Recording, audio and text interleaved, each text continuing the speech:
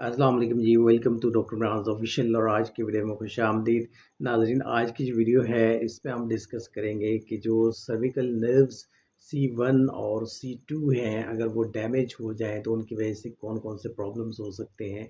और जब ये प्रॉब्लम्स हो जाएंगे, जब ये सिम्टम्स आपके सामने ज़ाहिर होना शुरू हो जाएंगी, तो फिर उसके बाद हम डिस्कस करेंगे कि इसके जो फिज़िकल थेरेपी ट्रीटमेंट है वो क्या है।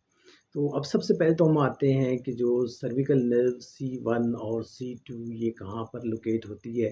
और इसकी अगर लोकेशन को देखें, इसकी पोजीशन को देखें, तो ये आपके बिल्कुल जो स्टार्ट है नेक का, बिल्कुल at the base of the brain, जो पहले दो मोरे हैं जिसको हम सर्विकल वर्टिब्रा 1 और 2 कहते हैं, C1 और C2 वर्टिब्रा कहते हैं।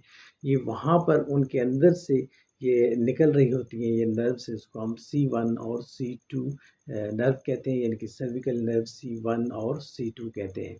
अब ये नर्व अगर डैमेज हो जाए, ये किसी वजह से भी डैमेज हो सकती है, एक्सीडेंटल डैमेज हो सकती है या किसी वजह से भी हो सकता है। तो अगर ये नर्व डैमेज हो जाए तो इस वजह से प्रॉब्लम्स कौन-कौन से होते हैं? इसमें देखिए, सबसे जो पहला प्रॉब्लम है दैट इज़ द वर्टिगो। अगर C1 और C2 नर्व अगर कंप्रेस होगी, दबी हुई होगी, तो उसकी वजह से वर्टिगो का इशू हो सकता है। नींद के जो चक्कर हैं वो आ सकते हैं। सेकेंडली अगर देखें, इसमें मोस्ट कॉमनली जो चीज़ है वो डिज़ीनेस है, सुस्ती जो है वो आ सकती है। इसके अलावा जो फेस का एरिया है, इसके अंदर पेन हो सकता है।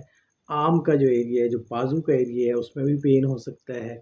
और प्लस मिग्रेन हो सकता है, जो आधे सर का दर्द है इस C1 और C2 जो नर्व है इसके कंप्रेशन की वजह से।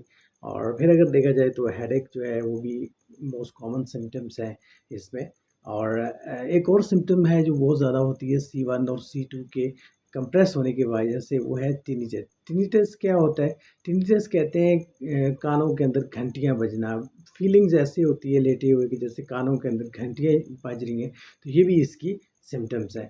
तो ये सारी सिम्टम्स हैं C1 और C2 अगर कंप्रेस हो जाए, दब जाए या उसमें कोई कॉम्प्लिकेशंस आ जाए, तो ये है। अब जो सर्विकल नर्व C1 और C2 है, इसके फंक्शंस को अगर हम देखें कि इसके फंक्शंस कौन से हैं। इसके फंक्शंस ये हैं कि ये आपका जो हेड एंड नेक का जो एरिया होता है, इसको मूव करने में हेल्प आउट करता है। Means for example left right, ऊपर नीचे, और इसको क्लॉकवाइज एंटी क्लॉकवाइज, ये सारी जो मूवमेंट होती है ये सर्विकल नर्व C1 और C2 की वजह से होती है।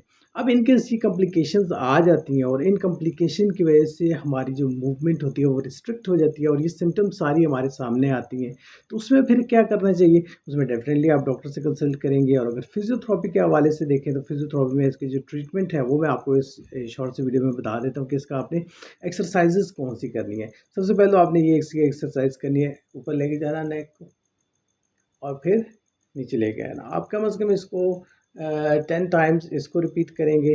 देन उसके बाद लेफ़्ट और राइट, इसको आप बेंड करेंगे नेक को।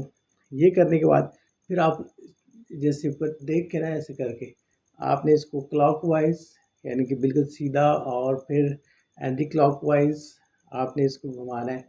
तो ये करने की वजह से क्या होगा कि आपकी जो सर्विकल नर्व C1 और C2 है वो रिलैक्स होगी। और इसके रिलैक्स होने की वजह से ये जो सिम्टम्स बताएं आपको, पेन जो है फेस के एरिया में हो सकता है, बाजू के एरिया में हो सकता है, हेडेक हो सकता है, मिग्रेन हो सकता है, टिनिटस मीन्स कानों के अंदर घंटियाँ जो हैं वो बज सकती हैं। ये सारे सिम्टम्स इसकी वजह से सॉल्व हो जाएंगे। आज की वीडियो में इतना ही। कल इंशाल्लाह नेक्स्ट टॉपिक के साथ हाजिर होंगे। तब तक लिए डॉक्टर इमरान को इजाज़त दीजिएगा। अंटिल देन, अल्लाह हाफिज़, जज़ाकल्लाह।